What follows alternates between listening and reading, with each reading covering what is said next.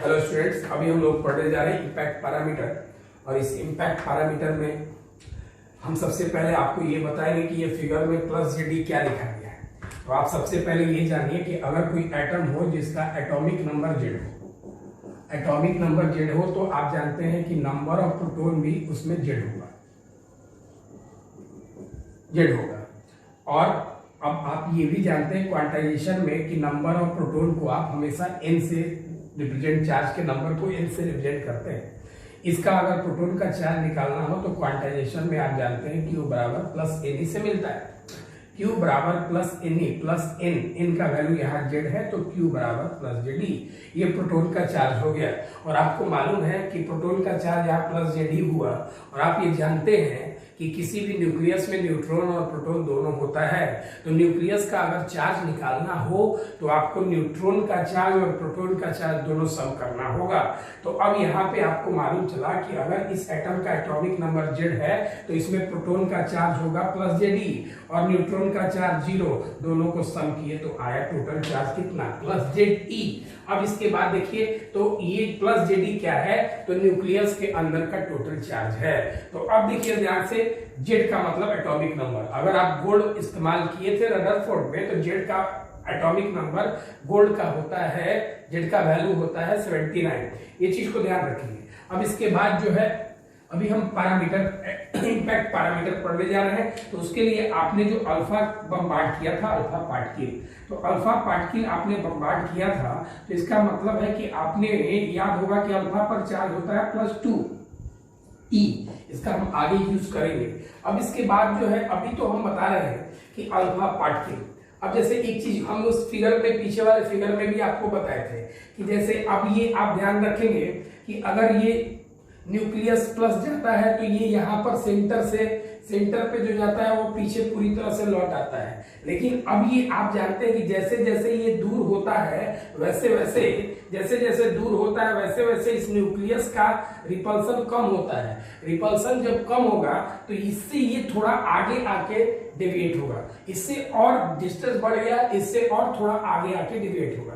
इससे और डिस्टेंस बढ़ा तो और आगे, इससे आगे आके डेविएट होगा। और ज्यादा डिस्टेंस बढ़ जाएगा तो ये डेविएशन नहीं करेगा, सीधा निकल जाएगा। तो अब ये आपको तो यहाँ पे मालूम है कि यहाँ पे पूरा 180 डिग्री पे टर्न किया है। और यहाँ जो आपको इसका डेविएशन एंगल जो है, ये डेविएशन एंगल है।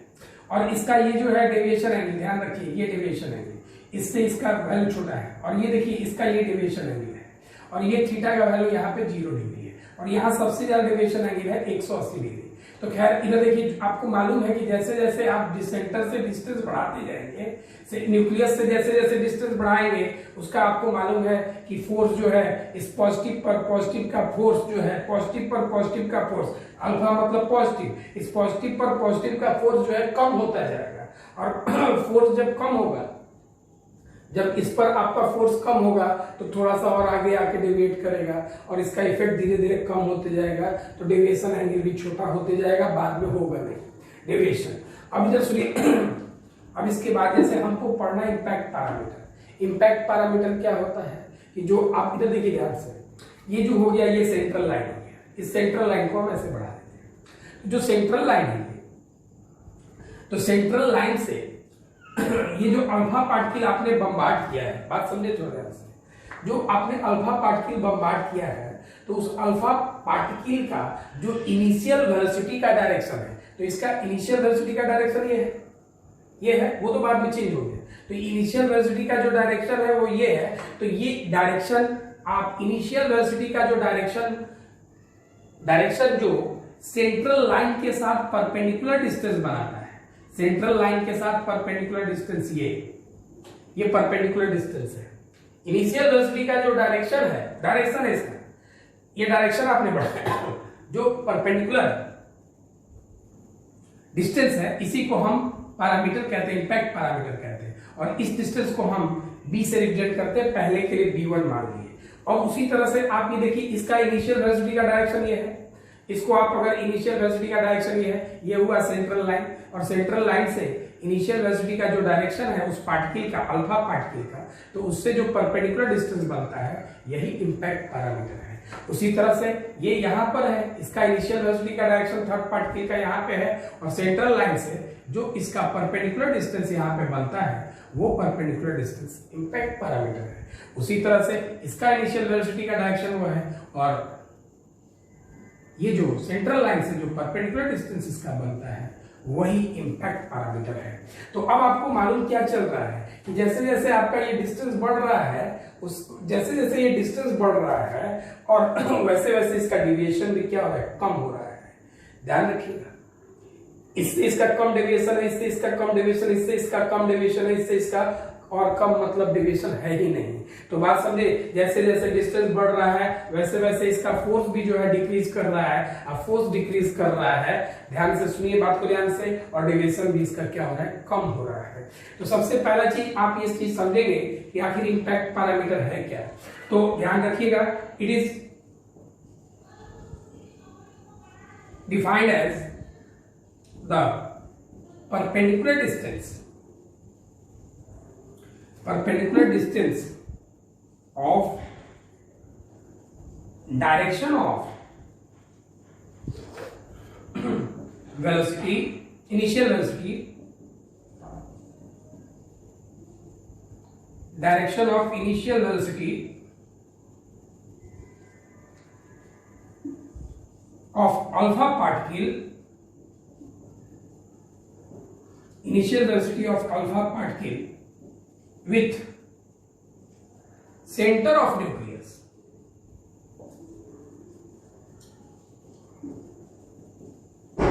nucleus of atom। ये आपको मालूम चला, centre of nucleus of atom, जो आपने यहां देखा, जो डिस्टेंस यहां पे बढ़ रहा है। अब इसमें आपको कुछ पॉइंट मिलते हैं। पहला पॉइंट यहां पे क्या मिला, on increasing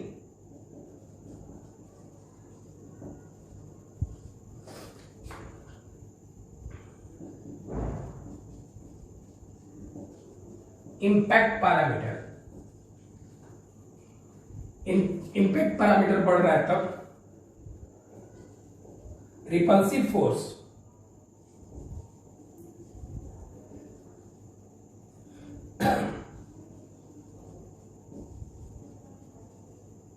decreases and deviation also gets decreased। Deviation जो है कम हो जाएगा। दूसरा पॉइंट, अगर आप इंपैक्ट पैरामीटर को कम करते हैं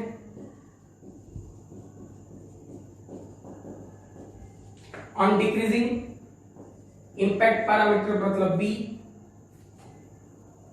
अगर आप इसको कम करते हैं तो रिपल्सिव फोर्स, जो रिपल्सिव फोर्स है वो इंक्रीज करेगा।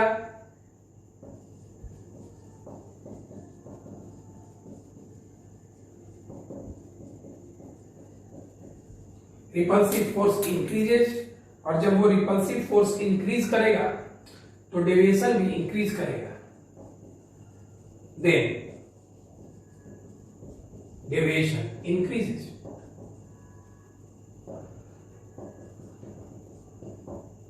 इसके बाद अब इंपैक्ट पैरामीटर के लिए रदरफोर्ड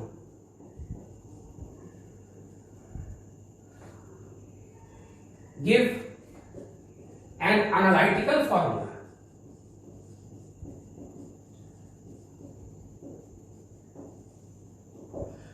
रदरफोर्ड ने एक एनालिटिकल फॉर्मूला दिया, और वो एनालिटिकल फॉर्मूला क्या था, बी का वैल्यू दिया था उन्होंने, बी इक्वल टू 1/4πε0। ये कांस्टेंट के बारे में जानते हैं, जिसका वैल्यू 9 to 10 power 9 होता है। इसलिए आप के भी यूज कर सकते हैं, लेकिन पीछे वाले के और इसमें अंतर है। वो के उसके जगह पे आप ये वैल्यू नहीं रखेंगे। ये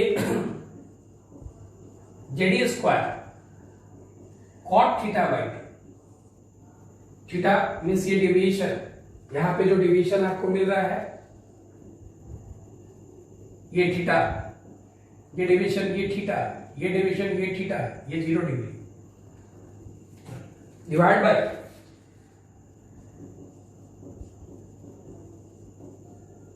initial kinetic energy of alpha particle. एक चीज ध्यान रखिए, initial kinetic energy of alpha particle, या आप इसको लिख सकते हैं kinetic energy of alpha particle when it is far away from the centre of nucleus. इसको आप इसके जगह पे ये भी आप लिख सकते हैं, किसी बुक में ये भी आपको लिखा हुआ मिलता है। अब इसके बाद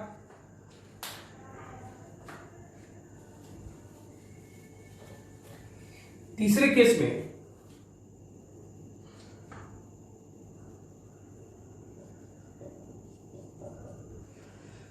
इसका जो आप देख रहे हैं, इसका जो डेविएशन बनता है वो 180 डिग्री का बनता है। रिटर्न आ गया पीछे। तो आपको ये मालूम है कि आप ये चीज सोचिए थोड़ा ध्यान से कि इसके लिए इस लाइन के लिए इसके लिए इसका जो आप लेते हैं ये हुआ इस सेंट्रल लाइन से, इसके लिए बी का वैल्यू क्या है? 0। ध्यान रखिए उसके अकॉर्डिंग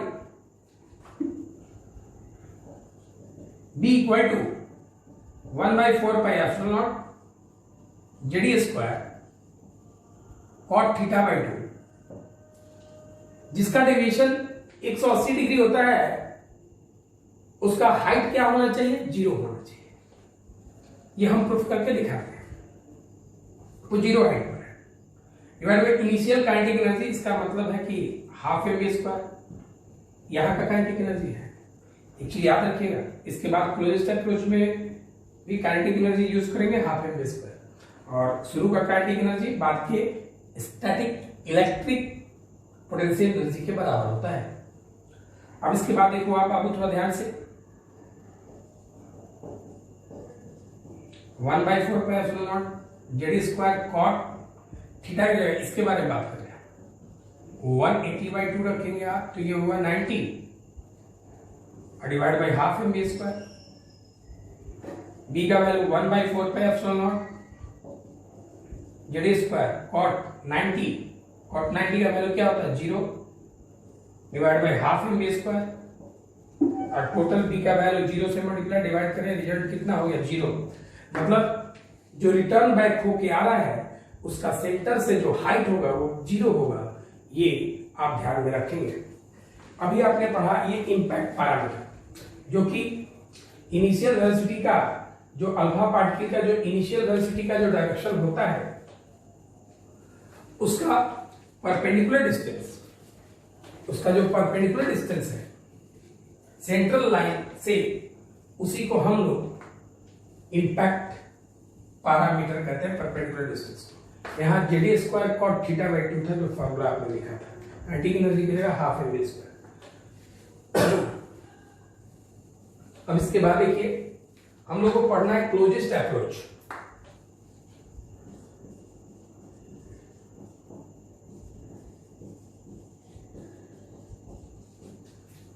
ऑफ अल्फा पार्टिकल। अब इसके बारे में थोड़ा सा ध्यान देंगे आप लोग सभी लोग। जैसे अभी आपने देखा कि क्लोजेस्ट अप्रोच क्या होता है। जैसे मान लिया जाए कि ये अभी आपने देखा कि न्यूक्लियस है, न्यूक्लियस का जो चार्ज एटॉमिक नंबर जेड है, तो इसके न्यूक्लियस का चार्ज जो होगा वो प्लस जेडी होगा, और ये जो प्लस जेडी होगा ये न्यूक्लियस का चार्ज होगा। अब इसके बाद जो है आपने अल्फा पार्टिकल को बम्बार्ड किया, तो अल्फा पार्टिकल को आप बम्बार्ड करते हैं, मेरी बात समझ लो ध्यान से। तो आप जब यहां से अल्फा पार्टिकल को बम्बार्ड करते हैं, तो अल्फा पार्टिकल को बम्बार्ड करते हैं तो आप यहां से क्या देते हैं? इनिशियल काइनेटिक एनर्जी, जिसका वैल्यू आप हाफ mv² देते हैं, जिसके बारे में हमने बताया था कि जिसका वैल्यू 5 मेगा इलेक्ट्रॉन वोल्ट से 7.7 मेगा इलेक्ट्रॉन वोल्ट पर होता है तक होता है। अब इसके बाद ये अल्फा पार्टिकल को आप जब यहां से बम्बार्ड कर रहे हैं, तो ये जो अल्फा पार्टिकल यहां से जा रहा है ये +2e चार्ज लेके जा रहा है, मतलब काइनेटिक एनर्जी लेके जा रहा है। और जब ये काइनेटिक एनर्जी यहां से लेके जा रहा है, तो काइनेटिक एनर्जी जो है पोजीशन चेंज कर रहा है, तो पोजीशन काइनेटिक एनर्जी जो है पोटेंशियल एनर्जी में कन्वर्ट हो रहा है, काइनेटिक एनर्जी जो है डिक्रीज कर रहा है और ये पोटेंशियल एनर्जी में कन्वर्ट कर रहा है। तो एक समय जिस समय ये यहां से जिस समय ये लौट के पीछे जाता है, रिटर्न बैक होता है, ये जिस समय लौट के पीछे जाता है तो इसका मतलब है कि ये दोनों के बीच में ये सबसे छोटी दूरी है और यही जो सबसे छोटी दूरी है that is the r naught representation है इसका, और इसी को हम बोलते हैं कि यही क्लोजेस्ट अप्रोच है। अब इस चीज को थोड़ा सा ध्यान देंगे तो यहाँ पे जो है, यहाँ पे आखिर तो यहाँ जो है आपने इनिशियल काइनेटिक एनर्जी दिया और ये जो काइनेटिक एनर्जी का वैल्यू है, ये आपको हमने फर्स्ट ईयर में ही पढ़ा था कि काइनेटिक एनर्जी का वैल्यू जो है डिक्रीज करता है और डिक्रीज करके decreases and converted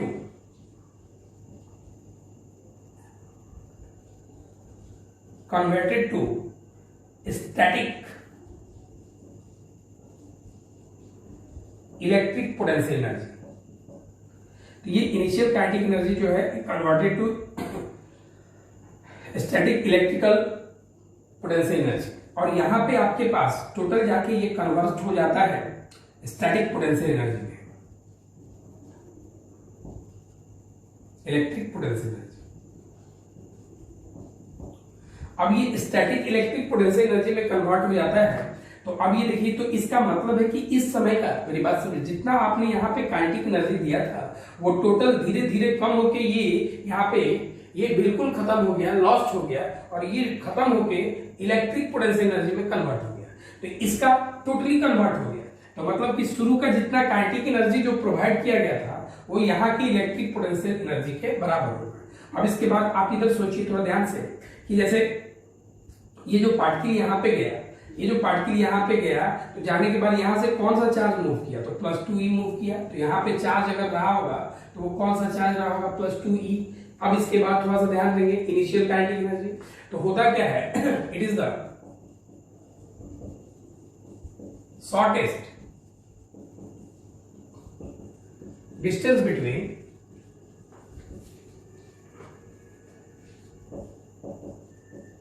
alpha particle and center of nucleus of an atom along a straight line where initial kinetic energy is totally converted to static electric potential energy।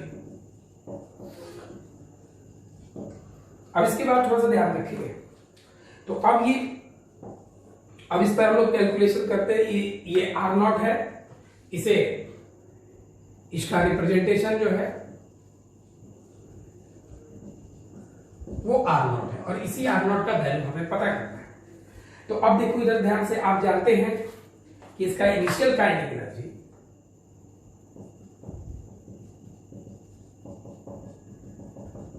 ½ mv² है और static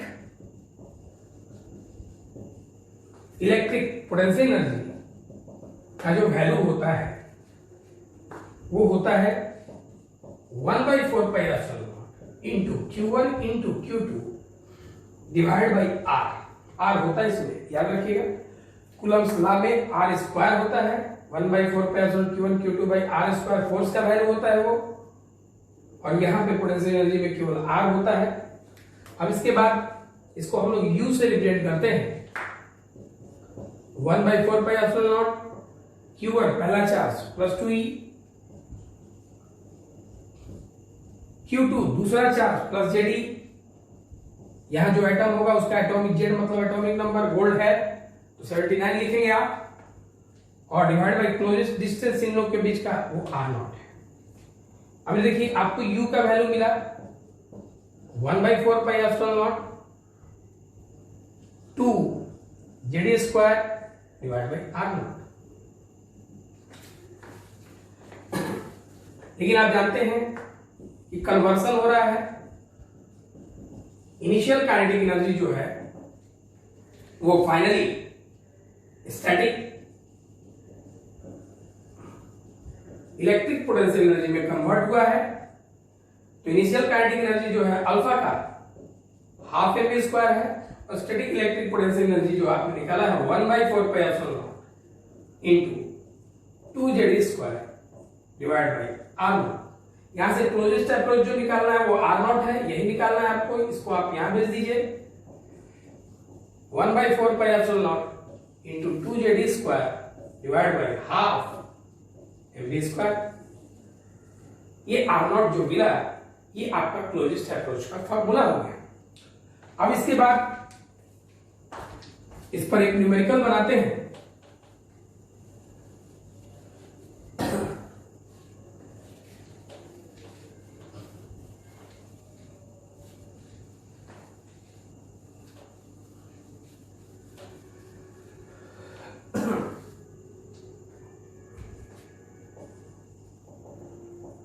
PDF को ध्यान से पढ़िएगा, इस video को देखिएगा।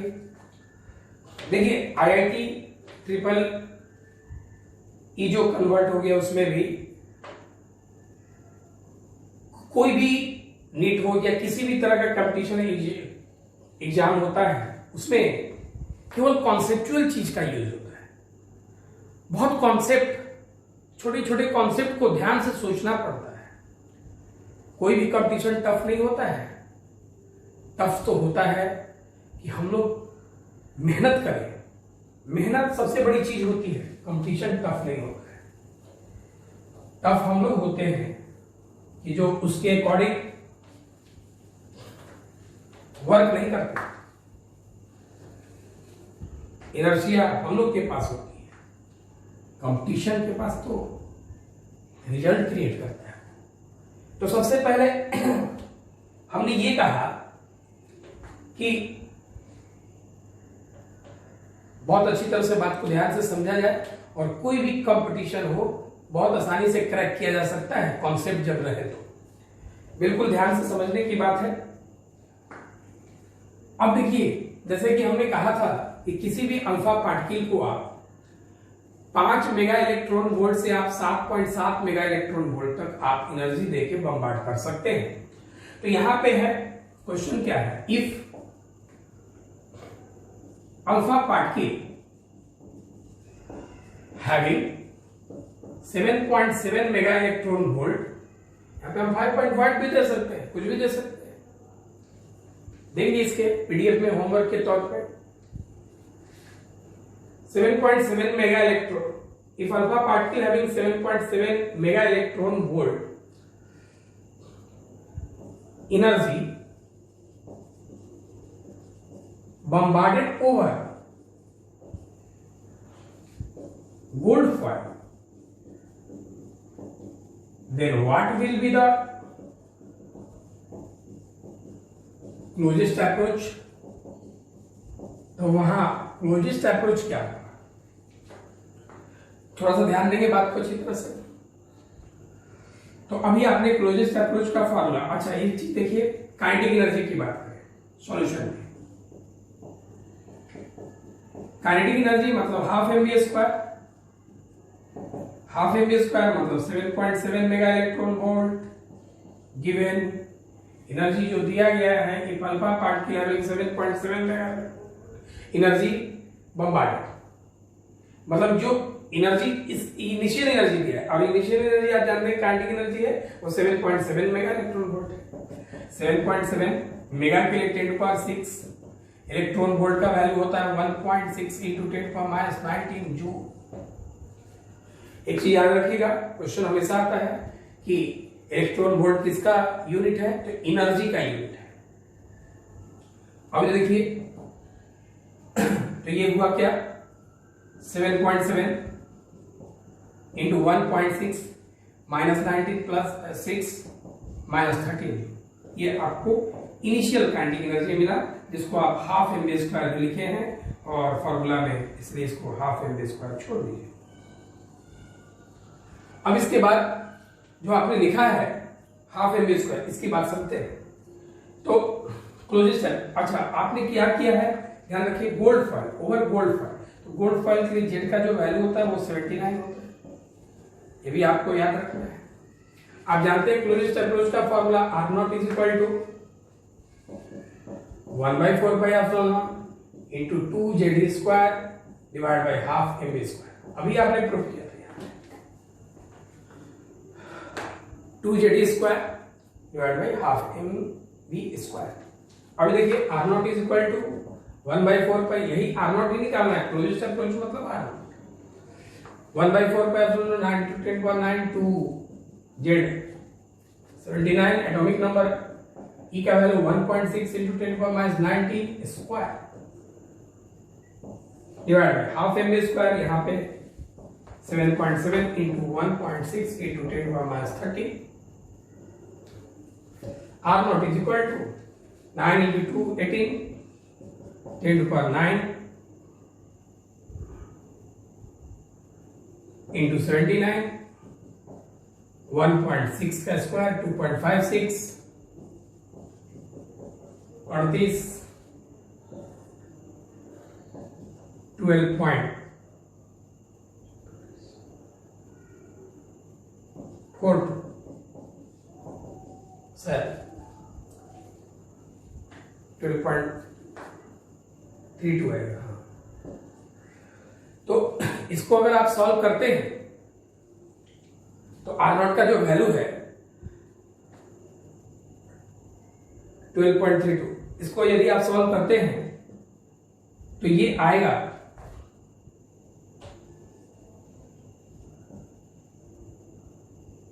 295.4 into 10⁻16 metre, जो भी आए इसके लगभग आएगा। तो R0 का जो वैल्यू आएगा, आप एक डिजिट इधर लाइए, 29.5 into 10⁻15 मीटर। आप चाहें तो 29.5 को 30 into 10⁻15 मीटर लिख सकते हैं। R0 is equal to 10⁻−15 metre, मतलब फर्मी। तो ये हुआ 30 फर्मी, इसका आंसर। यही अप्रोच हुआ 7.7 मेगा इलेक्ट्रॉन वोल्ट के बम्बार्ड पर। उसके बाद इस पर आप यहाँ पे 5.5 से भी बना सकते हैं, 5.6 से भी बना सकते हैं। रिजल्ट इसका इसी तरह से चेंज करेगा। Thank you. अगले वीडियो में हम लोग हाइड्रोजन का एनर्जी फाइंड करेंगे।